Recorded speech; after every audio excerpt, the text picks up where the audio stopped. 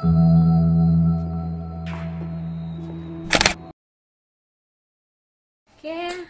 Assalamualaikum warahmatullahi wabarakatuh. Baik teman-teman, apa kabar semua? Sudah tak sabar menunggu untuk acara kali ini.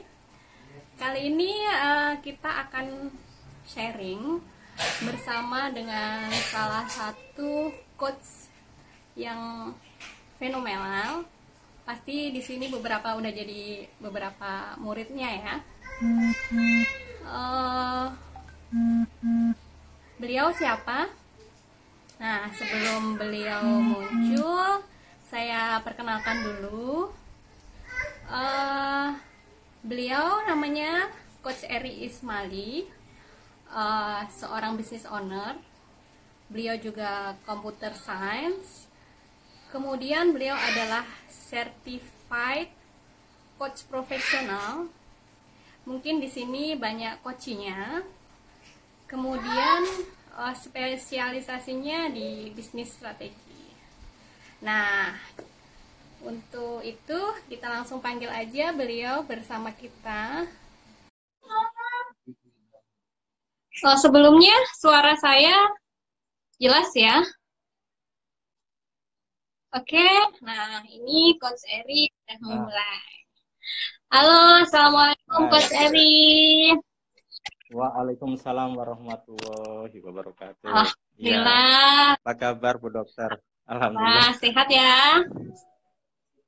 Ya, Alhamdulillah Bu Dokter. Iya, di malam yang dingin-dingin lagi gemericiknya suara air hujan.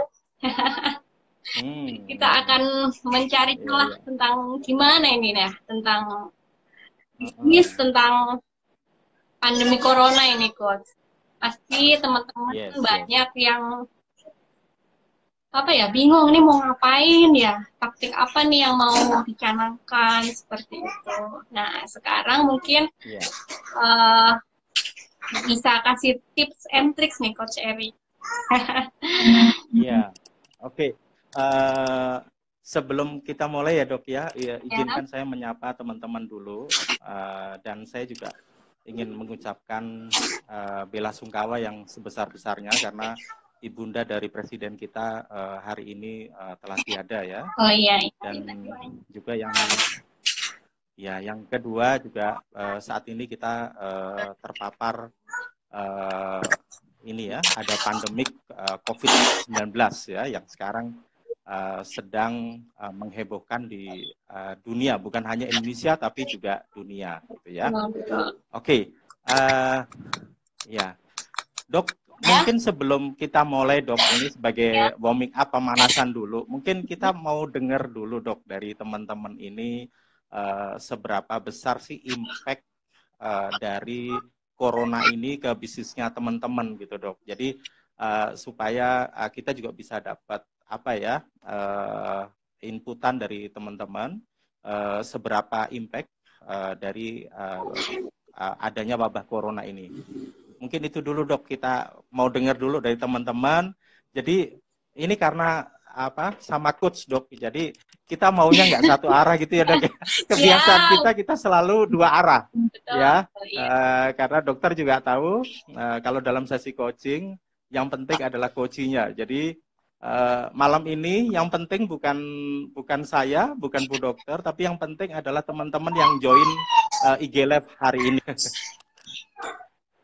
Betul, siap. Ya, ini yang baru join, baik kita udah memulai, ini Coach Eri udah masuk. Yang belum kenal sama saya Dr. Nurul ya. Saya dari TDA Bogor Raya. Nah, ini kesempatan yang luar biasa karena biasanya kalau kita minta di coaching nih agak sulit ini menemukan Coach Eri kan. Nah, mumpung nih beliau menyempatkan waktu, kita nggak perlu ngeluarin kocek gitu kan. Nah, ini sebelum kita memulai, Coach Eri nanya nih, dari teman-teman sekalian yang udah join, udah berdampak belum sih dari pandemi virus corona ini dalam hidup? Mungkin ada yang komen dulu biar kita nggak satu arah, jadi dua arah. Ini langsung bertanya nih Coach Eri. Ya, silahkan. Ya, Wah, kebiasaan coach sukanya nanya ya dok ya. waduh, ini ada yang bilang Oke. 100% Coach karena bahan logam mulia. Waduh, Mbak Wah, gila ya, nih. Waduh, ini agak ini ya, banget. karena bahannya logam mulia ya. Bisnis apa ini, Mbak Wiji? Ya, di lain apa? Sementara logam mulia sekarang harganya lagi bagus-bagusnya ya. Sekarang, Bagus ya buat kemarin dijual, sempat sempat. bukan bagus buat dibeli ya, Coach. Iya, Nah, ini ada yang komen juga karena wisata juga kan ini, pariwisata. Coach. Ya, ya pariwisata ya, yang paling kuat ya, betul ya.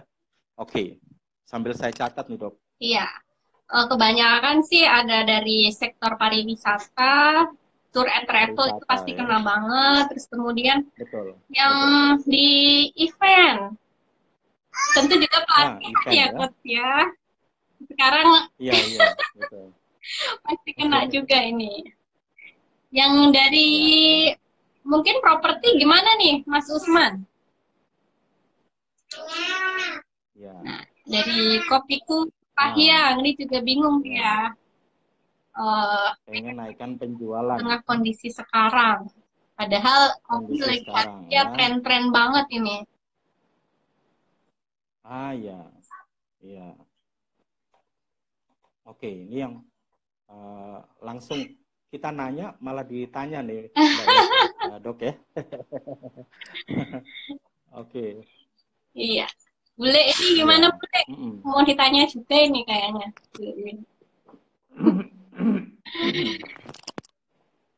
Gitu Coach. Sementara itu dulu aja Coach. Oke, ya betul ya. Jadi sementara yang paling kena imbas ini pariwisata, ya event. Kemudian teman-teman udah mulai mengeluhkan tentang bagaimana kesulitan untuk mendapatkan bahan baku ya sekarang ya. Itu juga impact-nya. Terus yang seru juga kemudian di saat seperti ini juga teman-teman udah mulai berpikir juga gimana cara naikin penjualan di saat yang kondisi seperti ini ya. Oke. Dok, boleh kita mulai Oh siap. sesinya, Dok? Oke, saya siapkan dulu ya Oke, Coach ya. good. Ya,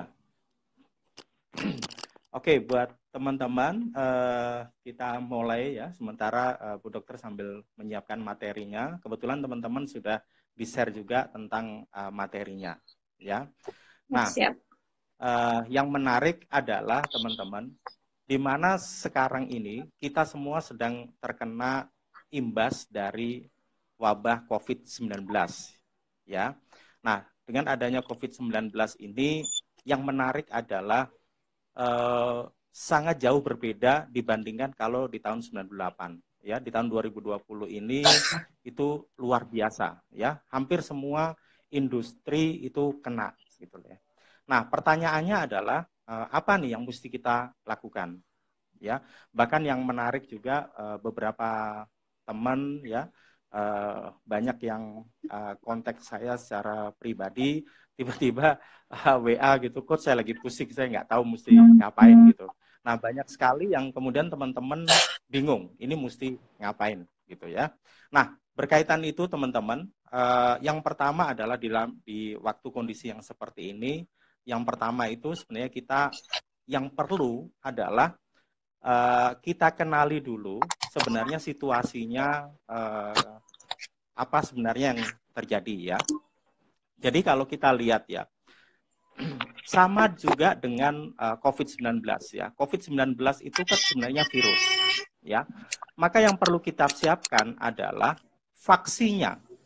Jadi kalau virus itu lawannya adalah vaksin. Nah, selama ini vaksinnya itu kebetulan kita seluruh dunia ini sedang cari vaksinnya supaya untuk melawan virus. Nah, sementara itu belum ada, satu hal yang bisa kita siapkan yaitu imunitas bisnis kita. Ya, jadi kalau virus itu sudah masuk, maka yang bisa melawan itu adalah imunitas bisnis. Jadi yang menarik adalah dengan adanya virus ini, maka imunitas bisnis kita juga perlu kita naikkan.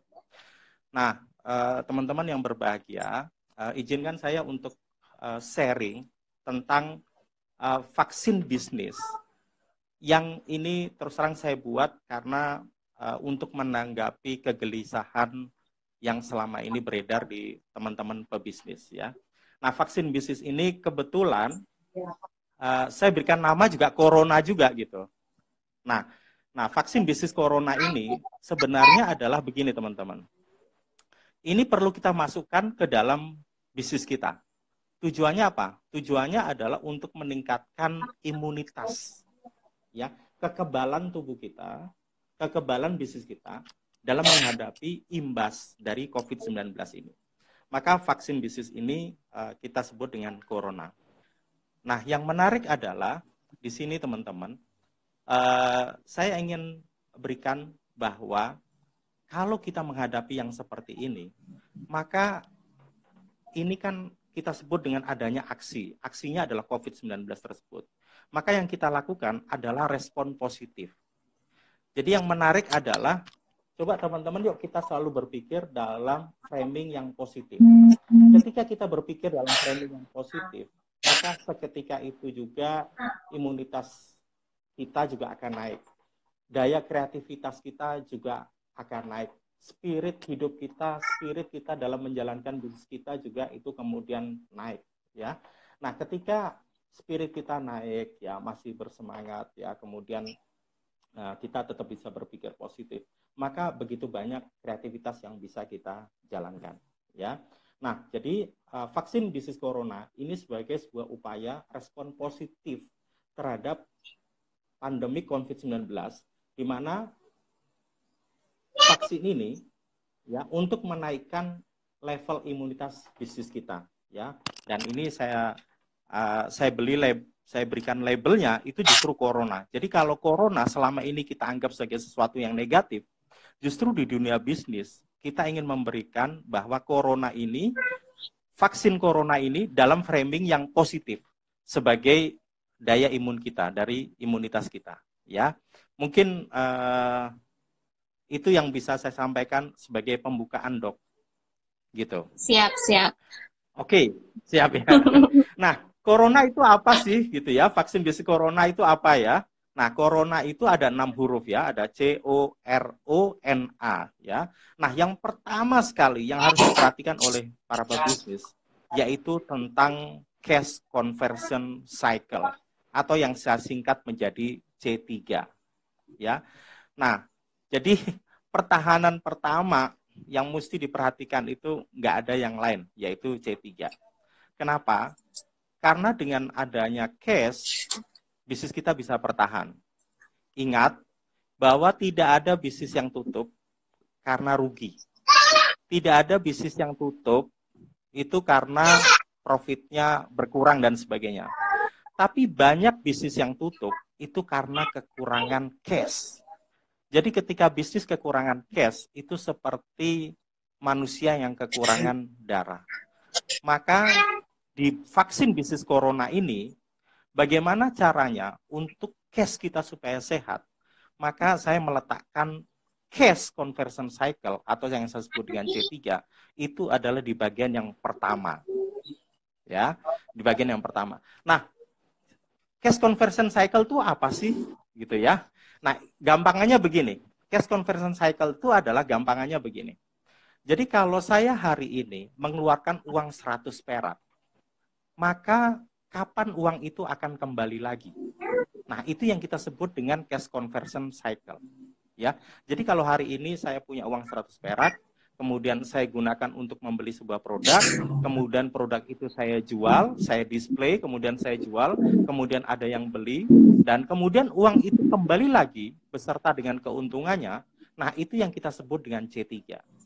Jadi C3 bahasa sederhananya adalah waktu yang dibutuhkan untuk ya mulai dari hari pertama kita mengeluarkan investasi kita, katakanlah kita mengeluarkan biaya 100 perak, maka kapan uang itu akan kembali lagi? Cash itu kapan akan kembali lagi? Itu yang kita sebut dengan C3.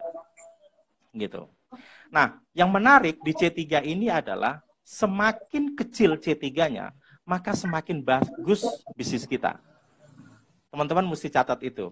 saya ulangi lagi, semakin kecil, ya, bahkan minus C3-nya, maka bisnis itu semakin bagus. Demikian juga sebaliknya, semakin besar C3-nya, semakin positif C3-nya, semakin tidak bagus bisnis tersebut. Gitu. Dok, sampai sini kira-kira bisa dipahami nggak, Dok? Gimana nih, teman-teman? Ada yang kepotong, nggak bisa ngelihat ininya. Kalau dari saya, Iya. oke sih, Coach. Paham. Clear ya, Dok ya? Hmm. Oke. Oke, good. Jadi C3 adalah waktu yang dibutuhkan mulai dari pertama kita mengeluarkan uang sampai uang itu kembali lagi. Ya. Oke, itu yang kita sebut dengan C3. Nah, nanti saya akan berikan rumusnya nih, Dok. Jadi ada rumusnya, rumus cara menghitung C3 itu seperti apa. Siap. Gitu ya. Nah, oke, good. Nah, jadi oke. Nah, lalu yang kedua adalah setelah kita memperhatikan cash, yang kedua adalah O, ya. Nah, O di sini adalah optimization business process atau yang saya singkat dengan OPB. Nah, OPB ini apa sih? OPB ini adalah bagaimana cara kita melakukan penyederhanaan di dalam bisnis kita gitu. Jadi bisnisnya itu supaya lebih sederhana, lebih simple gitu. Jadi contoh yang paling sederhana gitu. Misalkan di dalam bisnis Anda itu kan banyak sekali bisnis proses, banyak sekali tahapan-tahapan, ya, banyak sekali SOP yang Anda punyai, ya. Contoh misalkan SOP dalam mendelivery sebuah produk. Nah, pertanyaannya, pada waktu Anda melakukan delivery sebuah produk, SOP Anda mengatakan berapa tahapan yang harus dilakukan. Katakanlah tahapannya ada 12, gitu ya. Maka dengan OPB itu bagaimana caranya? Bukan 12, tapi kita lakukan hanya dengan 8 tahapan, misalkan, dengan kondisi yang seperti ini. Nah, yang menarik adalah ketika kita bicara tentang optimization business process, bagaimana menyederhanakan sebuah proses, maka kita bisa menghemat 3 hal, Dok. Kita bisa menghemat 3 hal kalau kita melakukan O yang benar, ya. Satu hal yang pertama adalah kita bisa menghemat time, yaitu waktu. Yang kedua adalah kita bisa menghemat people. Ya, jadi waktu, kemudian people, orang. Dan yang ketiga, kita bisa menghemat money atau biaya. Jadi kalau kita melakukan optimization business process yang kedua, maka kita bisa melakukan sekaligus tiga efisiensi, yaitu time, waktu, kemudian yang kedua adalah people-nya, yang ketiga adalah money-nya, gitu ya. Oke, itu yang kedua, Dok. Jadi cash conversion cycle yang pertama, O-nya adalah optimization business process. Yang ketiga, ya, kita masuk yang ketiga, yaitu yang ketiga adalah reduce cost, yaitu mengurangi cost, ya. Nah, sebenarnya vaksin bisnis corona ini adalah vaksin yang kita suntikkan ke dalam bisnis kita. Ini pakai cara kiri, Dok. Jadi istilahnya pakai cara kiri. Dan dua ya, kiri dan kanan ya. Ya betul, caranya ada 2. Jadi bisnis itu kalau mau hidup, caranya cuma 2. Teman-teman boleh datang ke coach manapun, ke konsultan manapun, mentor manapun, ilmunya cuma 2 itu. Ya, bagaimana bisnis supaya tumbuh, bisa survive, bisa untung, bisa tumbuh, bisa menghasilkan, bisa berkembang, itu rumusnya cuma 2, cara kiri sama cara kanan, ya. Cara kiri itu yang sekarang, yang kita mau bicarakan. Di mana sebenarnya saya paling nggak suka sebenarnya membicarakan cara kiri, karena cara kiri itu tidak membuat semua orang happy gitu ya. Nah, sebenarnya yang paling enak itu menggunakan cara kanan. Ya, cara kanan dari bisnis kita yaitu cara depan, ya, yaitu caranya memperbaiki salesnya, jadi meningkatkan salesnya. Itu jauh lebih menyenangkan sebenarnya kalau kita bicara tentang sales. Ya. Mudah-mudahan di kesempatan lain kita juga bisa membahas ya, Dok, ya, cara kanan ya, Dok. Ya. Hari ini kita bahas yang nggak enak dulu nih, Dok, cara kiri. Jadi ya, karena situasinya seperti ini, maka hari ini kita akan bicara cara kiri, ya. Oke, caranya dengan cara corona, ya. Cara kanan nanti kita bicara dengan kesempatan yang lain, ya. Next time, ya. Oke. Corona adalah satu cash conversion cycle ya C3. Yang kedua adalah optimization business process ya. Yang ketiga adalah reduce cost. Nah, reduce cost ya. Bagaimana cara mengurangi cost? Cost itu hanya dua. Ya, cost itu hanya ada dua ya. Yang pertama adalah fixed cost dan yang kedua adalah variable cost. Apa itu fixed cost? Fixed cost adalah biaya-biaya yang kita keluarkan yang tidak berpengaruh langsung terhadap penjualan. Itu yang kita sebut dengan fixed cost. Ya, jadi fixed cost adalah biaya-biaya yang kita keluarkan yang tidak berpengaruh langsung terhadap penjualan. Itu yang kita sebut dengan fixed cost. Oke. Nah, yang kedua kita sebut dengan variable cost. Apa itu variable cost? Variable cost adalah biaya-biaya yang kita keluarkan yang berpengaruh langsung terhadap penjualan. Ya, saya ulangi lagi. Apa itu variable cost? Variable cost adalah biaya-biaya yang kita keluarkan yang berkaitan langsung dengan penjualan. Ya, oke. Jadi ada dua ya. Ada fixed cost dan ada variable cost. Ya. Nah, nanti detailnya seperti apa? Nanti kita akan satu persatu kita bahas slide-nya ya, Dok ya. Ini mau lanjut dulu atau mau pertanyaan dulu nih, Coach? Kita lanjutkan sampai selesai dulu ya, Dok ya. Nanti baru kita bahas satu persatu ya. Oke. Nah, yang keempat ya, yang mau nanya tolong di-keep dulu teman-teman. Nah, yang keempat adalah outsourcing. Ya, O-nya adalah outsourcing. Nah, yang menarik adalah teman-teman, sekarang ini adalah eranya era kolaborasi. Jadi TDA itu luar biasa. TDA itu benar banget ya.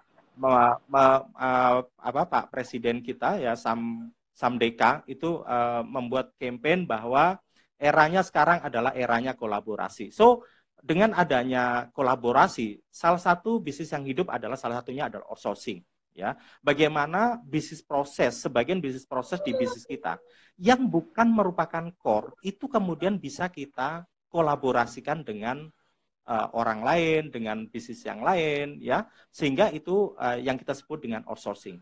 Jadi yang kita outsource adalah bagian-bagian dari bisnis proses kita yang bukan merupakan core bisnis kita, ya. Jadi dengan begitu kita bisa fokus kepada core bisnis yang kita sudah pilih di depan, gitu ya.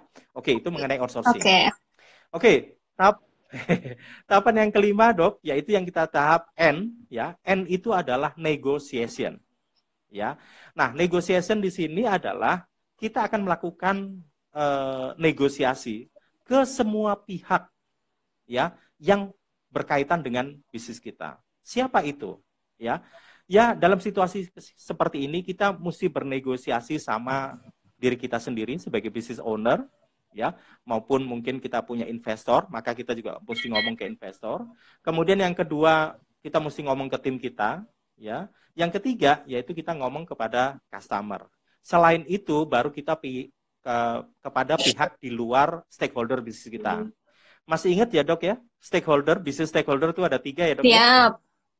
Satu. Ya, itu satu. Ya, siapa pemilik bisnis kita? Yang pertama adalah business owner, ya. Yang kedua adalah tim, dan yang ketiga adalah customer. Jadi yang punya bisnis kita itu 3 orang tersebut, ya. Nah, setelah kita bisa bernegosiasi dengan 3 orang tersebut, maka kita bernegosiasi dengan di luar dari bisnis stakeholder kita. Contohnya siapa? Contohnya bisnis partner kita, contohnya supplier kita, contohnya kemudian mungkin kita bisa negosiasi sama government, mungkin sama pihak perbankan, mungkin sama pihak delivery dan sebagainya. Ya, itu yang kita lakukan N, yaitu negotiation. Nah, sekarang yang terakhir nih, Dok, yang A. Yang terakhir yaitu asset utilization, ya. Yaitu bagaimana caranya mengutilisasi aset, ya. Nah, selama ini, ya, kita itu punya aset 2, Dok. Aset kita itu ada 2. Yang pertama adalah aset tangible, ya. Yang kedua adalah aset intangible, ya. Yang disebut aset tangible adalah aset yang kelihatan, yang ada fisiknya.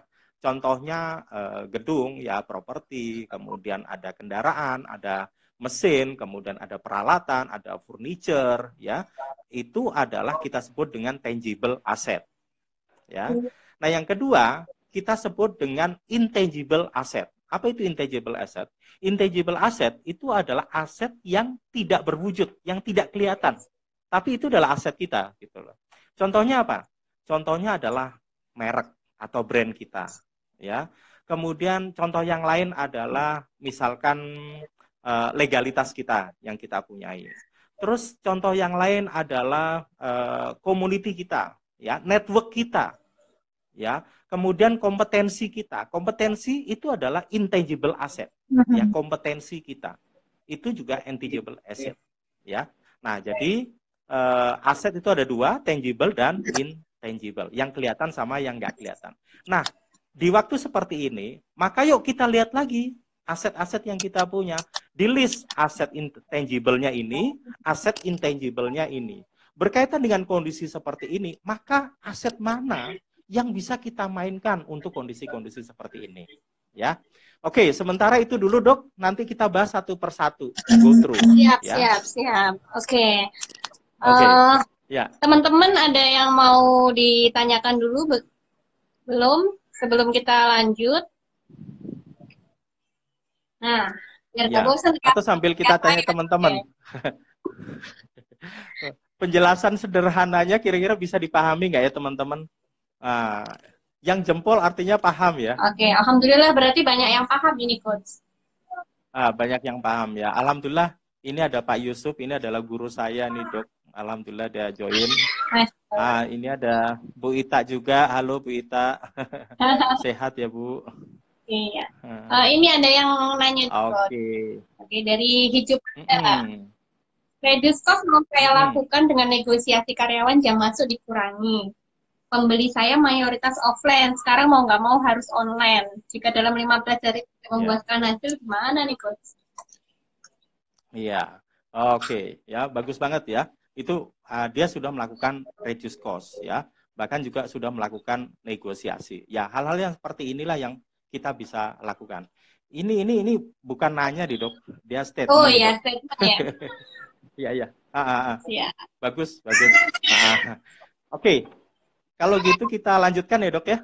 Siap. Oke, lanjut ya. Oke, teman-teman. Nah, sekarang kita akan bahas ya bagian yang pertama, yaitu cash conversion cycle atau yang saya sebut dengan C3 ya. Apa itu C3, teman-teman? Ya, C3 itu adalah yang tadi saya sudah sampaikan di depan. C3 adalah waktu yang kita butuhkan pada waktu kita mengeluarkan uang hari ini. Kemudian uang itu kembali lagi, itu yang kita sebut dengan cash conversion cycle. Jadi contoh sederhana begini, misalkan saya punya butik fashion ya, saya punya butik baju misalkan ya. Kemudian saya belanja ke Tanah Abang misalkan ya. Hari ini saya belanja ke Tanah Abang ya, saya belanja 100 perak di Tanah Abang. Nah, setelah itu saya pulang, kemudian baju tersebut saya display, ya, saya display. Nah, pertanyaannya adalah baju yang saya beli hari ini, kapan baju itu akan laku? Ya, kapan baju itu akan laku? Ternyata baju itu laku 2 minggu kemudian, ya. Maka total ya C3 kita itu adalah 14 hari. Ya, itu bahasa sederhananya seperti itu ya. Jadi C3 adalah cash conversion cycle, mulai dari pertama kali hari ini kita keluarkan uang sampai uang kita kembali lagi itu dibutuhkan waktu berapa lama.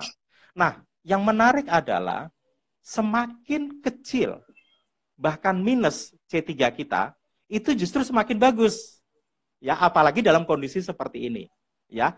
Tapi sebaliknya, kalau C3 kita positif bahkan semakin panjang, ya, contohnya misalkan C3 kita 60 hari atau C3 kita 90 hari, maka bisnis tersebut termasuk bisnis yang kurang sehat dalam situasi yang seperti ini, ya.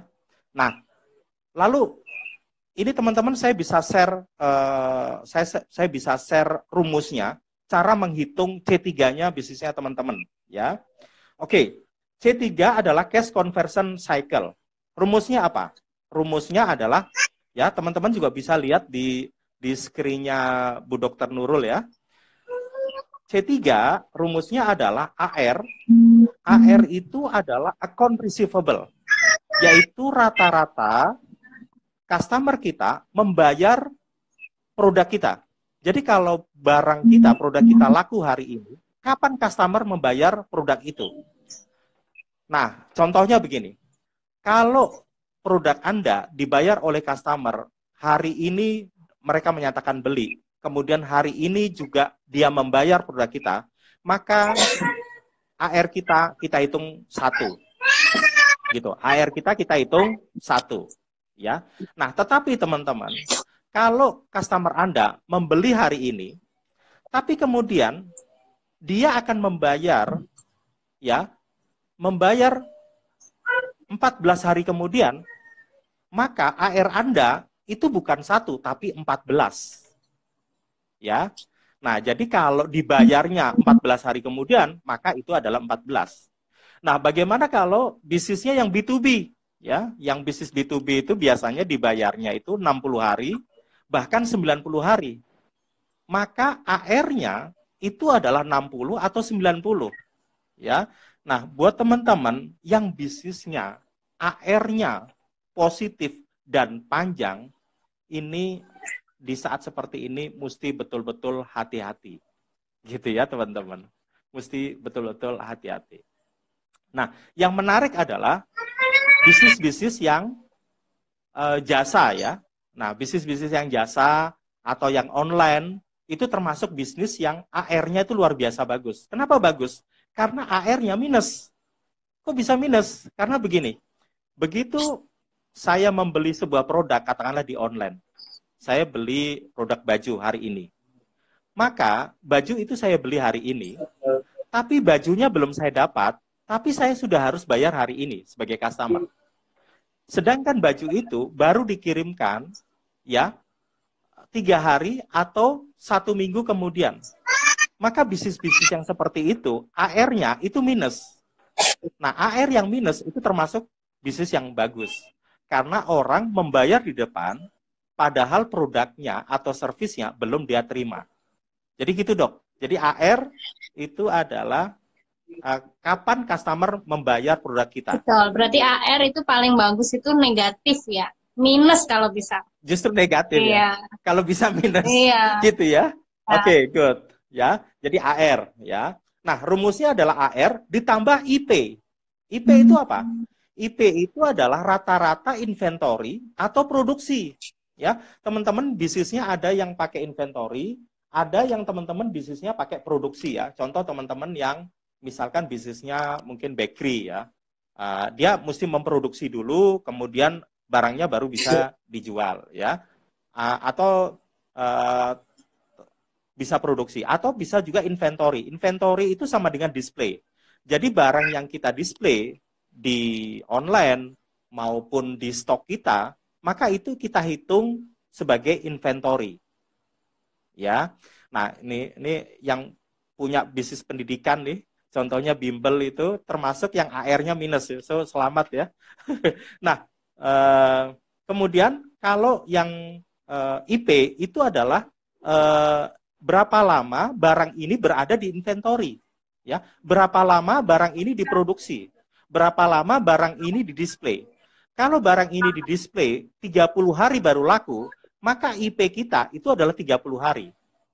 Kalau barang ini diproduksi selama 30 hari baru bisa dideliver, baru bisa dijual, maka IP kita adalah 30 hari.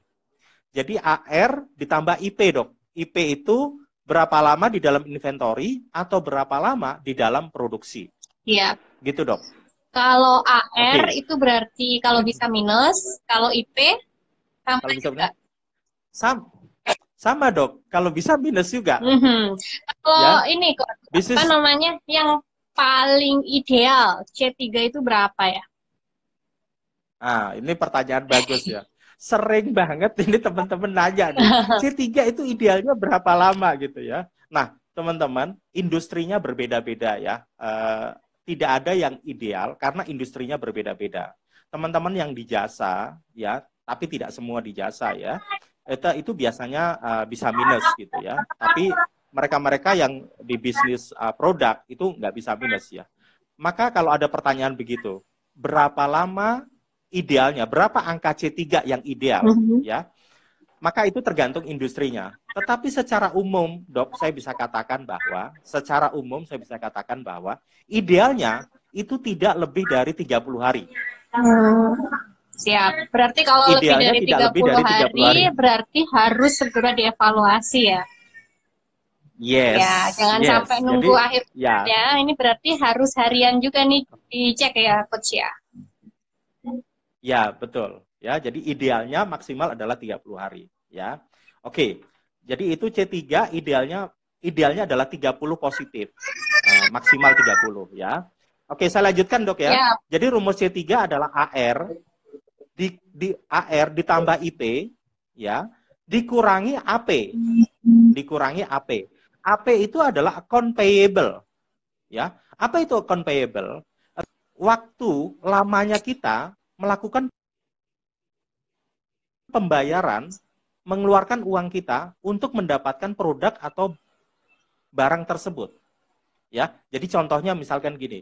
Tadi saya cerita, saya pergi ke Tanah Abang untuk membeli barang dan saya membeli cash. Ya, maka AP saya itu 1. Ya, AP saya adalah 1. Ya. Nah, yang menarik adalah kalau AP saya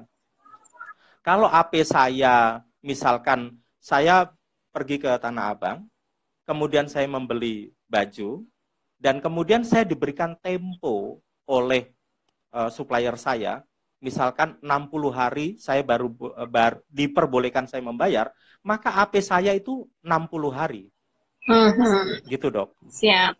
Ya, jadi, nah yang menarik, Dok, dari hasil rumus ini ya, C3 itu adalah AR, ya, kapan barang kita dibayar, ditambah IP, berapa lama barang itu berada di display, di inventory, atau di produksi, dikurangi berapa lama kita membayar barang yang kita jual tersebut. Gitu. Nah, yang menarik, ya, kalau AP-nya positif, ya, AP-nya katakanlah 60, maka semakin baguslah bisnis kita. Karena kalau kita totalkan, itu menjadi minus kemudian. Nah, saya kasih contoh ya, Dok ya. Misalkan, Dok ya. Misalkan, ya. Misalkan saya punya butik, ya. Saya punya butik, kemudian saya pergi ke belanja gitu ke supplier saya, ya. Nah, saya belanja ke supplier saya dikasih waktu AP saya itu 60 hari oleh supplier saya. AP saya 60 hari, ya. Nah, kemudian barang itu saya bawa pulang hari ini, ya. Keesokan harinya itu langsung saya display. Dan keesokan harinya itu barang itu langsung laku dan dibayar cash oleh customer saya. Ya. Maka yuk kita hitung, Dok, sekarang. Kalau bisnisnya seperti itu, maka berapa C3-nya? Contoh ya, Dok ya, kita hitung, ya. Nah, pertama, AR. AR-nya adalah karena saya butik, ya, baju saya langsung dibayar kontan, cash oleh si pembeli saya. Maka AR saya berapa, Dok? 1. 1 ya. Yang kedua adalah IP. IP-nya adalah di dalam inventory atau di display saya. Hari ini saya belanja, besoknya saya display, besoknya langsung laku, Dok, ceritanya, Dok. Berarti IP saya juga 1. Ya. IP-nya 1. Maka 1 ditambah 1 sama dengan 2 ya, Dok ya. Sama dengan 2 ya. 1 tambah 1 sama dengan 2 ya. Nah, kemudian dikurangi AP. Dikurangi AP. AP-nya berapa lama tadi saya dikasih oleh supplier saya untuk saya boleh bayar? Ternyata saya dikasih 60 hari. Jadi 1 ditambah 1 sama dengan 2 dikurangi 60. Jadi 2 dikurangi 60 itu sama dengan minus 58. Wow, ini berarti bagus banget. Wah, betul ya, Dok ya? Betul. Berarti bisnisnya itu bagus banget. Iya, benar. Wah, bagus banget. Nah, sekarang, Dok, dalam situasi yang seperti ini, saya mau ngajak teman-teman ya ke bisnis di TDA ini untuk coba Anda hitung berapa C3 Anda. Berapa C3 Anda? Ya, betul, minus 58. Berapa C3 Anda hari ini? Ya, teman-teman hitung. Nah, kemudian apa yang teman-teman lakukan? Oke, coach, saya udah tahu C3 saya ada yang 10, ada yang 20, ada yang 60, ada yang 90, ada yang minus 7, ada yang minus 14 ya. Apa yang Anda lakukan? Selanjutnya adalah pertama, kalau berkaitan dengan AR, yang teman-teman lakukan adalah teman-teman mesti turunkan AR Anda. AR-nya mesti diturunkan, itu strateginya. IP juga mesti diturunkan. Jadi AR diturunkan, IP diturunkan. Ya. Sedangkan AP itu diperpanjang. Ya, itu rumusnya, Dok. Ya. Berarti semakin baik Jadi, AR, semakin minus AR dan IP itu semakin bagus. Tapi berkebalikan betul. AP itu harus banyak angkanya. Betul, betul banget. Betul banget, ya. Jadi seperti itu, ya. Nah, saya rasa cukup jelas nih, Dok, kita bicara tentang C3, Dok. Siap. Saya pengen mengajak teman-teman di TDA ini untuk menghitung berapa C3 Anda, kemudian teman-teman breakdown berapa AR rata-ratanya, berapa IP rata-ratanya, berapa AP rata-ratanya. Kemudian teman-teman bikin strategi bagaimana cara menurunkan AR. Cara menurunkan AR banyak sekali, Dok. Cara menurunkan AR banyak sekali ya. Teman-teman bisa buat program reward. Artinya mereka yang bisa membayar lebih cepat, teman-teman kasih reward, kasih diskon, kemudian kasih ekstra service dan lain sebagainya. Nah, yang banyak dipertanyakan oleh teman-teman pebisnis itu biasanya strategi IP, Dok. Strategi IP. IP itu adalah bagaimana caranya mengurangi waktu di dalam inventory sama mengurangi waktu di dalam produksi. Ya, banyak sekali yang kita bisa lakukan untuk menurunkan IP. Ya, salah satu yang bisa kita lakukan kalau hari ini, Dok, kalau hari ini daya beli itu bukan turun hari ini, tapi willingness orang untuk beli itu sekarang itu sedang turun. Perlu diulangi lagi kayaknya, Coach. Jadi, oke, good ya. Dalam kondisi saat ini, daya beli ya itu belum tentu turun. Karena ini baru 10 hari, beberapa orang masih pegang uang. Gitu ya. Tapi willingness untuk beli itu yang sedang turun. Gitu. Nah, maka teman-teman mesti bikin program yang membuat orang supaya willing untuk belinya itu kemudian dia bisa naik ya. Karena willingness orang itu akan naik sehingga IP-nya akan turun ya. Strategi yang kita bisa lakukan adalah salah satunya adalah yang tadinya menjual dalam bentuk besar, kemudian kita bisa menjual dalam bentuk yang kecil-kecil, Dok. Paket yang kecil-kecil. Nah, itu salah satunya.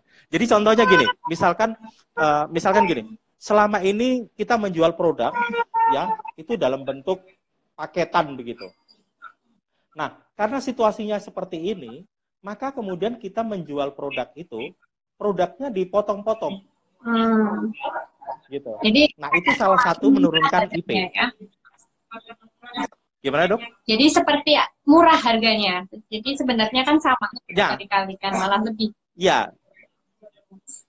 Nah, yang menariknya adalah ketika bisnis kita, produk kita itu dicacah-cacah menjadi lebih kecil, itu profitnya itu semakin naik. Iya, maksudnya. Karena seperti itu, Dok ya. Tapi orang, customer kita membeli itu seolah-olah membeli, oh saya nggak perlu beli banyak kok, saya bisa membeli sedikit. Nah, semakin sedikit orang membeli produk kita, itu sebenarnya profit kita itu semakin tinggi sebenarnya. Karena kita itu menjual retail, ya kita retailkan gitu. Iya. Kira-kira seperti itu, Dok. Ya. Nah, strategi AP-nya mestinya dinaikkan. Ya, gitu. Nah, AP-nya dinaikkan, ya caranya negosiasi dan sebagainya, ya cari supplier banyak dan sebagainya, gitu, Dok. Oke, Dok, kita minta feedback dari teman-teman kita kayaknya, Dok, mengenai C3 ini dapat manfaat nggak ya kira-kira teman-teman kita? Bagaimana teman-teman ini, ada komen nggak nih? Ada yang komen nih, Nah, IP itu yang malah naik kalau ada yang timbun barang. Gimana ini, Coach? Bener nggak ini ya? Iya, ya, betul betul. ya. Nah, IP akan naik kalau ada yang timbun barang. Tapi itu kan seberapa banyak sih kita bisa nimbun barang, dan saya rasa pebisnis di TDA itu mentalnya nggak seperti itu ya, Dok ya. Mhm. Kita bisnis tuh maunya win-win. Mantap. Kita bisnis maunya win-win ya. Kita nggak mau happy tapi di atas penderitaan orang gitu ya. Ya, etika bisnis tetap Gitu. dijaga ya, Coach ya. Etika bisnis tetap berjalan ya. Etika bisnis tetap berjalan. Oke, good. Ini ada Ya. yang komen kalau sekarang berarti lebih dibutuhkan kebutuhan primer ini, Coach. Bagaimana dengan seperti ini? Ya, ya betul ya. Kebutuhan primer itu sekarang memang sangat-sangat dibutuhkan ya. Nah, teman-teman untuk bisnisnya yang bersifat tertier ya, maka teman-teman mesti bisa membuat bisnis Anda itu naik kelas. Jadi dari tertier itu menjadi primer. Karena begini, Dok. Orang membeli sebuah produk atau jasa itu bukan karena logika. Hmm. Kalau logika, orang akan bilang bahwa kebutuhan primer itu yang paling penting. Tapi fakta mengatakan bahwa orang membeli itu bukan karena logika, tapi karena emosional. Jadi ya kita sebagai pebisnis mesti pandai-pandai memainkan emosional daripada customer kita dengan cara-cara yang baik Oh tentunya ya iya, teman-teman ya. betul itu, Coach. Gitu ya. Apalagi kayak bisnis Ya, saya ini ya, yang tersier kan sebenarnya. betul dok. Ya, karena gini dok, yang menarik adalah walaupun bisnisnya tertier ya, sebenarnya bisnis tertier itu kalau tidak diikuti dengan betul, itu justru biayanya semakin besar ya. Sebagai contoh misalkan gini, misalkan saya punya kucing gitu, karena perawatannya nggak baik, kemudian dia sakit gitu. Sakit itu biayanya lebih mahal dibandingkan saya merawat kayak gitu dok.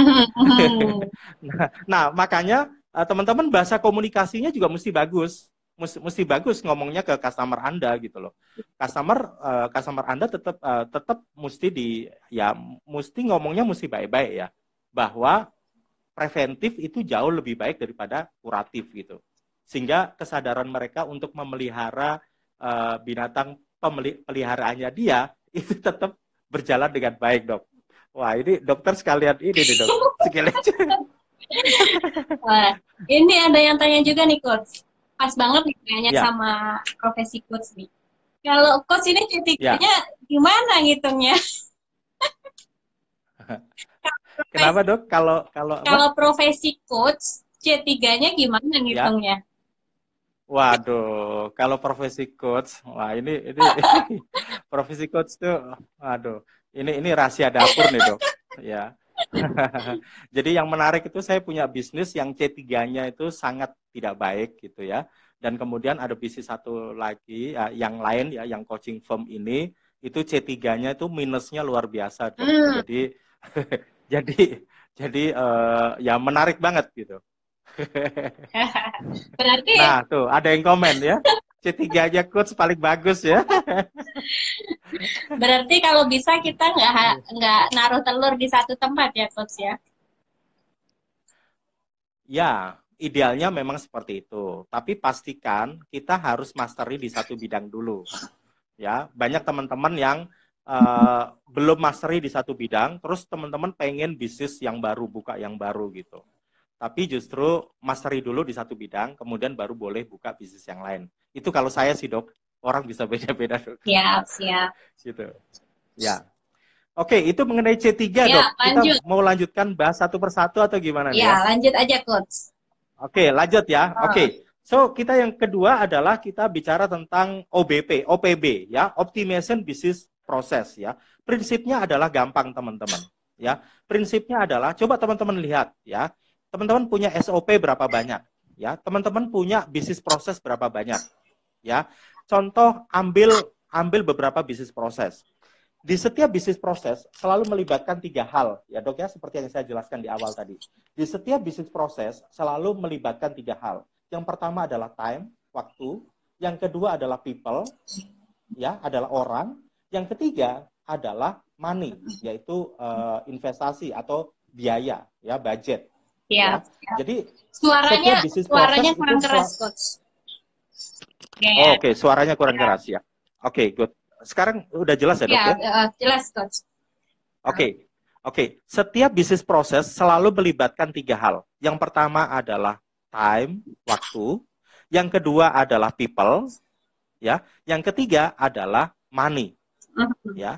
Nah, yang menarik adalah teman-teman lihat SOP delivery barang, SOP packaging, SOP transaksi, SOP peletakan barang, SOP memproduksi barang ini, SOP melayani pelanggan. Nah, setiap SOP, teman-teman lihat ada berapa proses, ada berapa tahapan.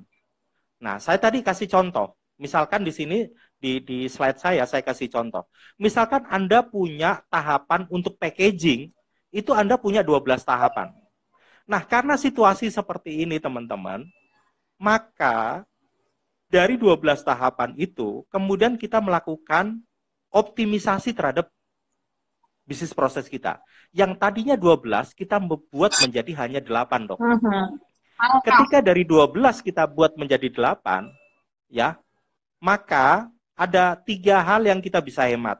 Yang pertama adalah time, waktu. Yang kedua adalah people. Yang ketiga adalah money. Ya. Tapi ingat, Dok, dengan mengurangi tahapan dari 12 menjadi 8, tidak boleh mengurangi kualitas produk.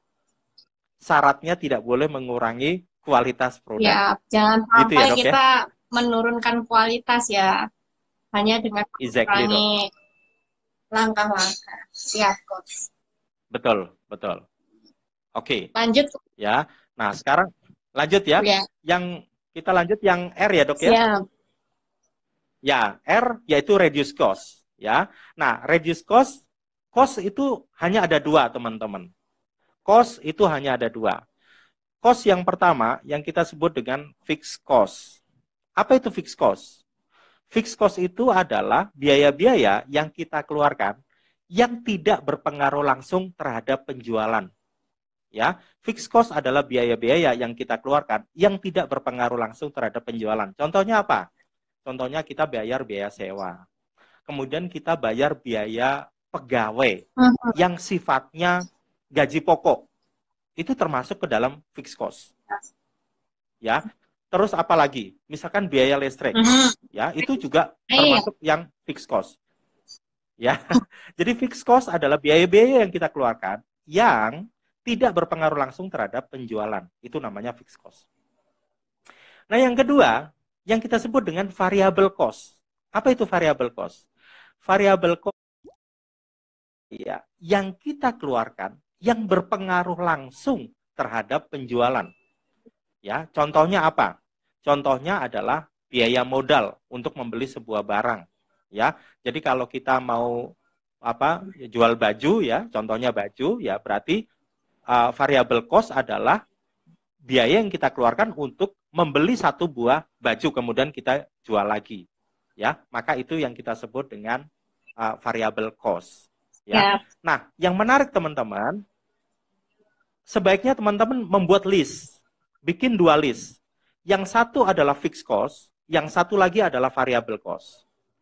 Kalau berkaitan dengan fixed cost, teman-teman mesti direduce, mesti diturunkan di dalam situasi yang seperti ini.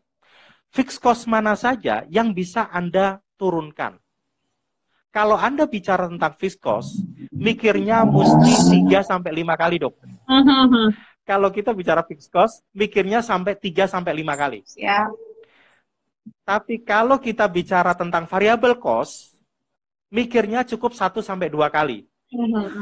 Tapi gitu, ini, Coach, bisa nggak misalkan fixed cost itu dirubah menjadi variable cost? Wah, itu keren banget. Itu keren banget. Ya, jadi bagaimana caranya merubah fixed cost menjadi variable cost? Nah, itu salah satu yang keren banget ya. Nah, makasih Dok. Wah, bagus banget ya. Jadi selain dari menurunkan fixed cost dan variable cost, teman-teman juga bisa merubah yang fixed cost untuk menjadi variable cost. Semakin banyak komponen variable cost, semakin bagus bisnis kita. Semakin banyak komponen fixed cost di bisnis kita, semakin buruk bisnis kita. Kira-kira gitu ya, Dok? Siap. Berarti habis ini harus mereview cost-nya ini. Bisa jadi ganti di variable cost. Ya. Nangis ini kok. Katanya reduce cost dengan PHK katanya. Aduh, teman-teman, ingat ya. Fixed cost tidak hanya biaya pegawai ya, masih banyak fixed cost yang lain ya. PHK adalah pilihan yang terakhir. Ya. Nggak selalu ya, nggak ini subcakra ini. Aduh. Arema nih, Arema. Oke, jadi teman-teman, fixed cost tidak harus biaya pegawai ya. Banyak fixed cost yang lain. Teman-teman lihat lagi ya. Oke. Kita masuk berikutnya, Dok. Lanjut ya. Nah, COR sekarang O ya, Dok ya. Yang strategi yang keempat yang kita sebut dengan outsourcing. Outsourcing yaitu kita mengalihdayakan ya beban kerja kita yang bukan merupakan core bisnis kita. Jadi kita cari beberapa bisnis proses di bisnis kita yang bukan merupakan core bisnis kita, ya. Nah, contohnya misalkan transportasi, misalkan. Jadi selama ini kita punya mobil sendiri, ya, sehingga untuk mengirimkan sebuah barang, ya, mendeliver sebuah barang, kita pakai mobil sendiri. Nah, dengan adanya seperti ini, mungkin untuk transportasi kita bisa alihdayakan, kita bisa kerjasama dengan yang lain, ya, kita bisa kerjasama dengan ya ada Gobok, ya, ada GoSend, ada Delivery, ya, ada kemudian sekarang pakai JNE dan sebagainya, yang tadinya kita mengirim produk itu sendiri, jadi kita bisa outsource-kan, ya. Semakin ramping sebuah bisnis itu semakin bagus sebenarnya. Gitu ya. Jadi yang bukan core bisnis kita bisa outsource-kan. Ya. Nah, contoh yang lain adalah pengelolaan inventory, Dok. Inventory ini juga kita bisa outsource-kan. Oh ya. Ya. Banyak ya, ya. Karena inventory itu buat yang bisnisnya udah gede itu sangat sangat besar sekali. Ya, makanya bisnis pergudangan itu juga bagus ya. Nah, saya mau garis bawahi mengenai outsourcing ini, Bu Dokter. Karena menariknya begini, TDA itu isinya para pengusaha semuanya. Kalau TDA tahun ini punya program yang kita sebut dengan kolaborasi, ya, maka outsourcing ini menjadi hal yang sangat bagus sekali, teman-teman. Ya, karena yang menariknya adalah dengan begitu kita bisa kerjasama dengan pebisnis yang lain. Yang kadang-kadang begini, Dok. Yang repot di TDA ini, misalkan gini, ada orang yang sukses bikin hijab. Tiba-tiba semua orang bikin hijab gitu loh. Sehingga kemudian yang tadinya pasarnya itu biru gitu, kemudian jadi merah gitu, Dok. Contohnya kayak begitu. Iya.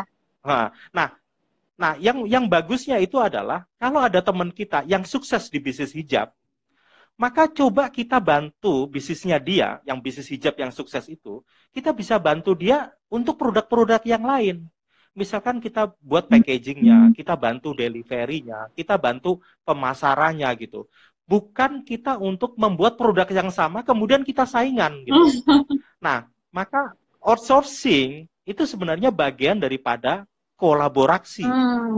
Ya, jadi kalau kolaborasi di antara teman-teman TDA ini jalan, maka outsourcing sebagian itu kita bisa outsourcing gitu ya. Nah, outsourcing memang beberapa hal itu akan membuat bisnis kita seolah-olah kita membayar lebih mahal. Tapi teman-teman ingat, ketika Anda mengoutsource satu proses di bisnis Anda, sebenarnya yang Anda outsource itu Anda mengurangi 2 di antara 3. Masih ingat tadi, Dok, bahwa setiap bisnis proses itu selalu melibatkan time, selalu melibatkan people, dan selalu melibatkan money. Oh iya, siap. Ya, maka kalau kita outsource, time-nya jadi lebih cepat, karena outsourcing lebih cepat melakukan dibandingkan kita, karena dia jauh lebih ahli. Mohon maaf ini, Coach, kayaknya nanti kita akan jeda sebentar ya. Oh, oke. Iya, karena habis sebentar ini. kita ke jeda sebentar di sesi 1. Sekarang kita mau mulai lagi. Tadi Coach Eri sudah menjelaskan tentang vaksin corona. Yang pertama tadi yang udah dijelaskan adalah C3, yakni case conversion rate. Semakin kecil C3-nya itu berarti semakin bagus. Terus kemudian yang kedua, optimization business process. Itu ada 3 tadi yang harus dioptimasi. Yang pertama adalah time, yang kedua people, dan yang ketiga money. Kemudian reduce cost. Nah, sekarang lagi di reduce cost. Oke, sebentar saya ajak dulu Coach Eri. Sebentar. Mana ini? Oke, kita menunggu kembali Coach Eri buat bersama kita. Yes. Oke. Oke. Maaf ya Coach ya, tadi terpotong karena memang settingan Instagramnya seperti itu. Iya. Nggak kaget ya? Iya, nggak kaget. Oke. Ya, ini tadi kita yang baru masuk, kita tadi udah nyampe di poin ke berapa nih Coach? Keempat, Dok. 4 ya. Jadi yang pertama outsourcing adalah C3, yang kedua optimization business process, yang ketiga reduce cost, yang keempat ini outsourcing. Nah, ini bisa lanjut lagi nih Coach. Tadi sebelum tadi ada pertanyaan gini nih. Dengan kita melaksanakan outsourcing itu apakah tidak semakin meningkatkan biaya gitu? Nggak malah gimana Coach? Oke, good, menarik ya. Jadi ingat ya, bahwa bisnis proses itu selalu melibatkan 3 hal. Yang pertama adalah time, ya. Yang pertama adalah time. Yang kedua adalah people. Yang ketiga adalah money, ya. Nah, yang menarik adalah kalau kita outsourcing, maka kita akan mengurangi time dan people, ya. Bisa jadi money itu bisa jadi naik, bisa jadi turun. Kenapa bisa jadi naik, bisa jadi turun? Karena begini Dok, kalau kita melakukan outsourcing, mereka itu jauh bisa lebih hemat dibandingkan kita Dok. Karena mereka lebih expert. Oh ya, I see. Ya, yang kedua adalah pada waktu kita outsourcing, biaya itu menjadi terukur. Karena biaya itu bisa terukur, maka kita bisa masukkan di dalam komponen COGS kita. Bisa kita masukkan dalam komponen HPP-nya kita gitu. Oh iya, biasanya kalau sendiri itu malah ribet ya Coach ya. Nah, kalau sendiri itu akan ribet ya, gitu. Nah, itu ada pertanyaan bagus tuh Dok. Apakah outsourcing bisa jadi resiko nggak gitu? Oh ya. Gimana kok? Nah, yang menarik adalah resiko ya. Nah itu teman yang lain juga udah ada yang jawab tuh, ya. Outsourcing itu biaya terukur dan resikonya juga terukur. Nah, yang kita outsourcingkan adalah yang bukan merupakan core bisnis kita. Tadi kita udah bahas ya Dok ya. Siap. Yang bukan merupakan core bisnis kita. Yang kita memang ahli di situ jangan di outsource, tuh pegang sendiri. Betul sekali. Betul sekali. Hanya separuh-separuh ya udah kasih yang lain gitu ya. Yes. Kita bisa ngasih rezeki, kita juga bisa menaikkan diri kita juga. Gitu. Yes, bagus banget Dok. Dan kolaborasinya TDA, programnya TDA itu menjadi jalan. Benar. Gitu. Ya, Coach. Ya. Siap. Oke. Nah, kita masuk ke yang kelima, ya, yang N yang kelima, ya. N yang kelima, oke. N-nya adalah negotiation, ya. Negotiation ini kita lakukan kepada siapa, ya? Negotiation kita lakukan kepada yang pertama adalah ke internal kita itu loh. Internal kita itu adalah stakeholder kita. Ya, nah stakeholder kita itu siapa teman-teman? Stakeholder kita itu ada 3 ya. Yang pertama adalah business owner, yang kedua itu adalah tim, yang ketiga itu adalah customer. Jadi kita melakukan negosiasi kepada 3 komponen ini secara internal kita. Ya, negosiasi kepada stakeholder kita siapa? Yaitu kepada business owner, yang kedua kepada tim, yang ketiga kepada customer kita. ya. Nah, setelah itu baru kita negosiasi kepada pihak di luar kita. Siapa pihak di luar kita? Yaitu bisnis partner kita, ya, supplier kita, ya, orang-orang yang membantu kita, ya, pihak-pihak yang membantu kita, ya, itu adalah pihak di luar daripada stakeholder. Nah, bagaimana cara negosiasinya? Pastikan negosiasi itu menggunakan konsep win-win. Artinya apa, teman-teman? Jadi selama kita negosiasi dengan membawa konsep win-win, itu insya Allah orang yang kita ajak negosiasi itu akan senang, ya. Contohnya kayak begini. Ini situasinya COVID-19 lagi merajalela gitu. Banyak yang impact-nya, ya. Kemudian menurut Anda bagaimana caranya agar kita bisa keluar dari situasi ini secara bersama-sama gitu. Artinya Anda win, saya juga win. Produk Anda laku, produk saya juga laku gitu. Masalah Anda bisa saya selesaikan, produk saya juga bisa terjual. Jadi selama ada win-win, ya, konsep win-win ini kita bawa, maka negosiasi itu menjadi mudah, teman-teman. Jadi ingat selalu bawa prinsip win-win, ya. Nah, kalau win-win nggak dapat, ya,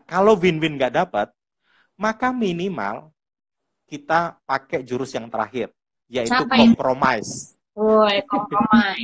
Compromise, ya, yaitu kompromistis, yaitu kompromi, ya. Nah, komprominya gimana? Nah, kompromi itu adalah win a bit, lose a bit, ya. Kalau bisa jangan lose-nya banyak, win-nya banyak itu juga enggak. Bagaimana caranya? Kita win a bit, lose a bit, ya. Jadi idealnya adalah win-win. Kalau nggak bisa win-win, kita win a bit, loss a bit, ya. Kita menang dikit, tapi kita juga kalah dikit. Itu minimal, gitu, Dok. Siap. Jadi kalau bisa win-win, kalau nggak bisa ya sedikit kompromi. Iya, kompromi. Menang. Siap. Oke. Ya. Oke, dapat menangnya kalah dikit nggak apa-apa ya, Coach ya. Iya. Nah, yuk Dok, kita selesaikan yang terakhir, Dok. Yang terakhir. Nih, asset utilization. Ya, nah, asset utilization, ya. Bagaimana kita mengutilisasi aset? Kita menggunakan aset, ya. Ingat teman-teman bahwa aset ada dua, ya. Aset ada dua. Yang pertama adalah aset tangible. Yang kedua adalah aset intangible. Apa itu aset tangible? Aset tangible adalah aset yang berwujud, yang kelihatan. Contohnya apa? Contohnya adalah ruko, ya, properti, ya. Kita punya lahan parkir, ya. Kita punya mesin, kita punya komputer, kita punya furniture, ya. Kita punya alat-alat, punya laptop dan sebagainya, ya. Nah, maka kita utilisasi, ya, aset tangible kita, ya. Contoh yang paling sederhana adalah misalkan nih, di depan ruko kita itu ada lahan parkir. Mungkin dengan kondisi seperti ini, mungkin sebagian kita sewakan untuk hal yang lain. Atau misalkan lantai 2, sebagian space-nya kita gunakan untuk apa? Intinya adalah kita utilisasi. Atau misalkan tadinya kita itu punya 2 kantor, misalkan. Satu kantor pusat di luar ruko, yang operasional ada di ruko. Nah, kemudian karena situasi seperti ini, maka kantor itu kemudian kita pindahkan ke ruko kita, misalkan ke toko kita atau ke butik kita atau ke kantor kita. Prinsipnya adalah kita utilisasi aset-aset yang berwujud. Prinsipnya adalah itu. Nah, yang kedua adalah intangible asset. Apa itu intangible asset? Intangible asset adalah aset yang tidak berwujud. Apa itu aset yang tidak berwujud? Contohnya adalah merek, brand, ya. Selain itu legalitas. Ya, legalitas yang kita punyai itu adalah aset, ya. Kemudian teman-teman di TDA saya yakin sadar punya haki, misalkan. Itu adalah aset yang tidak berwujud. Aset yang tidak berwujud yang lain adalah networking. Anda punya network komunitas TDA, itu adalah network Anda, ya. Nah, dalam kondisi seperti ini, maka network apa lagi yang kita butuhkan, teman-teman? Sehingga apalagi intangible asset yang kita bisa utilisasi gitu. Siap, Coach. Kemudian kita punya budi baik, punya network yang baik, ya, kita ikut komunitas, itu adalah salah satu intangible asset, gitu ya. Tadi ada yang nanya, Coach, gimana itu ngitung aset intangible gitu? Ngitungnya gimana? Bagaimana? Menghitung dari Ya. aset intangible. Nah, contohnya apa? Contoh aset intangible-nya ada apa? Misalkan brand, maka teman-teman mesti melakukan valuasi brand, ya. Valuasi brand tuh teman-teman bisa googling lagi tuh. Coba teman-teman cari bagaimana cara menghitung valuasi brand, ya. Cara menghitung valuasi brand itu, misalkan brand ini sudah dikenal seberapa besar, kemudian brand ini seberapa kuat, ya. Kemudian kalau tahapannya itu di tahapan apa? Orang itu tahu brand kita itu tahapan kenal, atau tahapannya ingat, atau tahapannya sampai dia itu mau jadi advocate kita. Nah, itu brand valuation itu banyak banget gitu. Dan intangible asset termasuk aset yang tidak mudah untuk valuasi, ya. Gitu. Jadi ini kalau misalkan nih saya punya merek nih, Coach, berarti ini bisa jadi waktunya saya jual gitu ya. Nah, justru di saat yang seperti ini, teman-teman itu waktunya untuk melakukan utilisasi brand Anda. Kenapa selama ini brandnya itu seolah-olah Anda hanya brand aja gitu. Contoh utilisasi brand adalah Anda melakukan aktivasi branding. Aktivasi branding itu apa sih? Teman-teman melakukan kegiatan below the line. Waduh, agak panjang nih, Dok, saya ngejelasinnya nanti, Dok. Dijelaskan secara simpel aja, Coach. Iya, tapi ini Mas Bimo ini senang banget ya, karena saya nyebut legalitas ya. Jadi ingat legalo di Samcakra juga jadi endorse ya. Oke, Pak Presiden, Mas 5.1 ya. Mas Bimo berapa ya? 5.1 ya. Nanti tinggal ini aja, Coach. Tadi kan udah sempat ini nyebutin merek, nanti tinggal minta takdirannya aja. Nah, gitu ya. Oke, jadi prinsipnya gini teman-teman. Prinsipnya adalah, contoh tadi Samcakra juga udah bilang bahwa intangible asset yang kita punyai hari ini, salah satunya adalah komunitas TDA. Nah, saya sangat senang sekali ya lihat beberapa flyer yang beredar beberapa hari ini. Salah satunya adalah kemudian teman-teman beli TDA, ya. Nah, itu adalah salah satu utilisasi aset dari community yang dipunyai, ya. Tapi ingat teman-teman ya, ketika saya bicara tentang asset utilization dan salah satunya adalah community, tolong teman-teman ini dipersepsikan dalam persepsi yang positif. Gitu ya, Dok? Setuju ya, Dok? Setuju banget. Ya, betul. Oke. Ya. Nah, jadi prinsipnya adalah silakan di-list apa aset tangible Anda, apa aset intangible Anda. Kemudian berkaitan dengan situasi sekarang, apa yang bisa Anda utilisasi? Seperti itu. Siap. Ya. Oke. Dok. Ini udah terakhir ya, Coach ya? Nggak kerasa ini ya? Nggak kerasa. Wow, Dok. Hampir 1,5 jam ya, Dok. Ya? Hampir 1,5 jam. Nah, ini ada apa nih, Coach? Plan-nya apa? Nah, ini yang terakhir. Ini yang terakhir, Dok. Ini slide terakhir, yaitu saya membuat yang saya sebut dengan Corona Action Plan 3W. Ya. Jadi gini, Dok. Teman-teman TDA, itu teman-teman yang para pebisnis yang pintar-pintar banget. Di TDA itu yang namanya ilmu, yang namanya materi, itu berlimpah. Ya, ada seminar yang bagus, ya, training yang bagus, workshop yang bagus, itu adanya di TDA. Tapi pertanyaan saya buat teman-teman TDA, Anda sudah begitu banyak mendapatkan materi yang bagus tentang bisnis. Pertanyaan saya, berapa banyak dari materi training, materi workshop, materi seminar yang teman-teman sudah eksekusi, yang teman-teman sudah jalankan? Waduh, Gitu. pertanyaan berat ini ya. Ya, betul, Dok.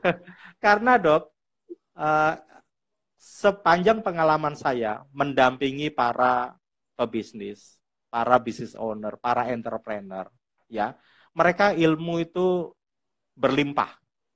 Tetapi begitu sampai di eksekusi, di situ saya merasa sedih, Dok. Aduh, saya juga nangis nanti. Nah, maka teman-teman TDA itu, ya, kalau ditanya tentang digital, ya, bagaimana melakukan optimasi di web, SEO, ilmu di TDA itu berlimpah. Tapi ilmu eksekusi itu nggak banyak, ya. Dan makanya, Dok, di sini di slide saya yang terakhir, saya berikan action plan. Siap. Nah, action plan yang paling gampang ini dengan menggunakan 3W. 3W. Ya, yang paling mudah adalah 3W. Apa itu 3W? 3W itu adalah berkaitan dengan C3. Maka Anda tentukan who-nya dulu.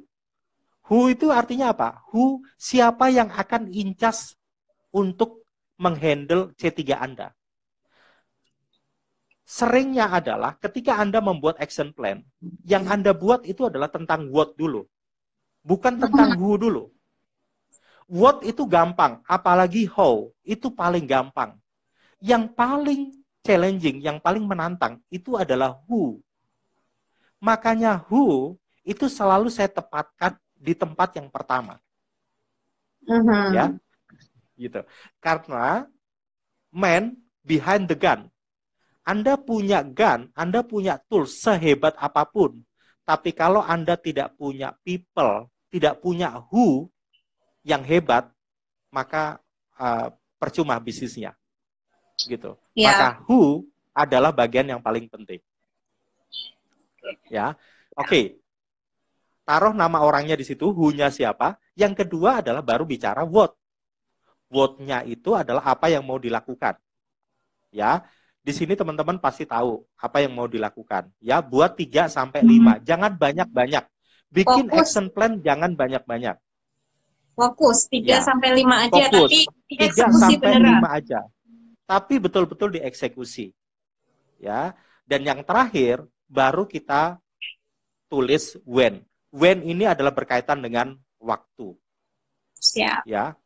Nah, waktunya itu kapan? Karena begini, kadang-kadang misalkan teman-teman udah tahu cara menaikkan omset. Oh, gue udah tahu itu. Ya, kapan Anda ingin menaikkan omset? Secepatnya. Nah, secepatnya itu nggak jelas, Dok. Jadi mesti dibuat menjadi lebih clear, lebih spesifik, timely. Jadi kapan? When-nya itu kapan? Jadi misalkan 1 bulan dari sekarang saya ingin menaikkan omset, maka ditaruh tanggal, bulan, dan tahun 1 bulan dari sekarang. Siap. Ya. Jangan hanya ditulis secepatnya. Okay. Ya. Betul. Ya. Jadi ini 3W. Teman-teman kalau bikin action plan, bukan tentang what, tapi tentang who. Ya. Supaya plan Anda jalan, itu nggak penting what-nya, tapi yang penting adalah who-nya. Iya, betul. Who-nya itu bisa ke ini ya, Coach ya, ke people ya, lebih ke people ya. apa ke marketnya nih? Who adalah tentang people, Dok. Who adalah tentang people. Nah, sering saya katakan kepada teman-teman, kalau Anda ingin membesarkan bisnis, yang perlu dibesarkan bukan bisnisnya, tapi adalah people-nya. Nah, tahapannya adalah kalau mau membesarkan bisnis, siapa dulu yang perlu dibesarkan? Yang pertama adalah business owner-nya dulu. Oh, yang pertama adalah business owner-nya dulu, bukan bisnisnya yang digedein. Yang pertama adalah business owner-nya dulu. Ya. Yang kedua adalah timnya yang dibesarkan. Ya. Jadi setelah business owner, kemudian timnya yang dibesarkan. Yang ketiga, baru bisnisnya dengan sendirinya akan besar. Jadi teman-teman nggak usah ngotot ngegedein bisnis, teman-teman ngototlah membesarkan diri Anda sendiri. Yang kedua, Anda besarkan tim Anda, maka tim Anda akan bisa bergerak sehingga akan membesarkan bisnis Anda. Nah, kira-kira seperti itu, Dok. Mantap. Jadi, business is about people ya pertamanya. Yes, betul banget, Dok. Oke, ini untuk yang lainnya juga sama ya, Coach ya? 3W. Ya, Do what ya when. 3W. Ya, betul. Ya. Nih, ada Nah, yang nanya, gimana nih mm, membesarkan bisnis ownernya, Coach? ya betul. Bagaimana cara membesarkan bisnis ownernya? Apa yang dimaksud dengan bisnis ownernya dulu yang digedein? Gini, yang pertama adalah mindsetnya bisnis owner. Jadi contohnya kayak gini dok.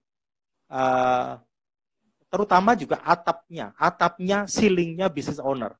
Jadi kadang-kadang gini, business owner itu mindsetnya itu hanya mindset 300 juta. Jadi mindset omset saya, kemampuan omset saya, mindsetnya dia itu hanya berpikir sampai 300 juta. Nah pertanyaannya adalah, kalau ya teman-teman juga mungkin udah pernah belajar tentang 10x ya, 10 kali lipat ya. Kalau Anda mau bisnis ownernya gede, maka bagaimana mindset bisnis ownernya dari 300 juta, kemudian di challenge 10 kali lipat menjadi 3M misalkan.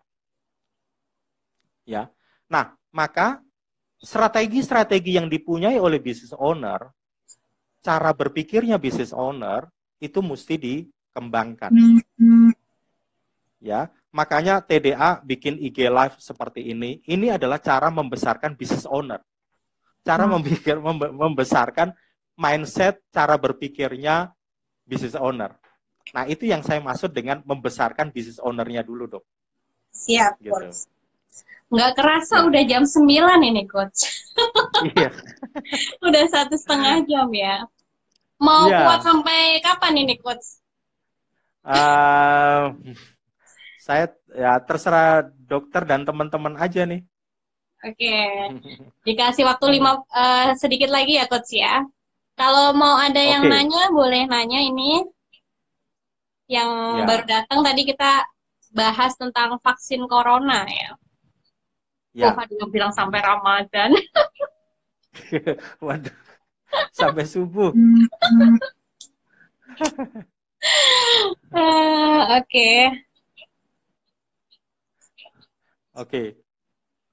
Mungkin kalau terus berarti harus ada yang nanya. Kalau nggak nanya nanti ini ditutup berarti. Sampai sahur. Sampai corona lewat. Aduh, sampai corona lewat. Ini pada mau lanjut nih, dok. Mungkin dokter mau summary sedikit, kemudian teman-teman kalau mau ada nanya, kemudian boleh gitu, dok.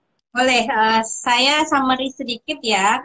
Jadi teman-teman di sini tadi Coach Eri ngobrol tentang vaksin bisnis corona. Vaksin bisnis corona itu sebenarnya kependekan dari yang pertama ini C3. C3 itu apa? C3 adalah cash conversion cycle.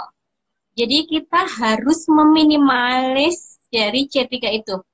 Kalau bisa minus.